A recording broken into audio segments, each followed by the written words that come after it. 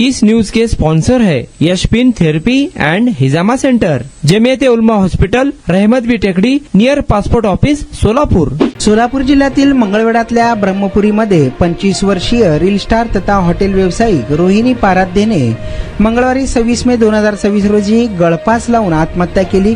Hotel ग्रामपंचायत या त्यांच्या हॉटेलमधील स्वयंपाकघरात पत्र्याच्या लोखंडी अँगलला दोरी बांधून तिने स्वतःच्या आयुष्याचा दोर कापला। रोहिणी पाराध्ये आणि निलेश पाराध्ये हे दोघेही इंस्टाग्रामवरील त्यांच्या रील्समुळे लोकप्रिय होते। त्यांच्या मजेशीर रील्समुळे अनेकांना खळखळून हसवणाऱ्या होत्या। मात्र एवढंच सगळं चांगलं सुरू असताना रोहिणी पाराध्यने कशामुळे जीव संपवला असा प्रश्न अनेकांना पडला आहे। या प्रकरणी पोलिसांचा तपास सुरू असून रोहिणीवर ब्रह्मपुरीमधील स्मशानभूमीत अंत्यसंस्कार करण्यात आले। मात्र राग साडवण्याच्या वेळी काही नातेवाईकांमध्ये कुठल्या तरी कारणावरून वाद झाल्याची माहिती समोर आली आहे। लोकांनी दोन्ही गटाची समजूत काढली, मात्र वाद वाढल्याने स्मशानभूमीत काही काळ तणावाचं वातावरण निर्माण झालं होतं।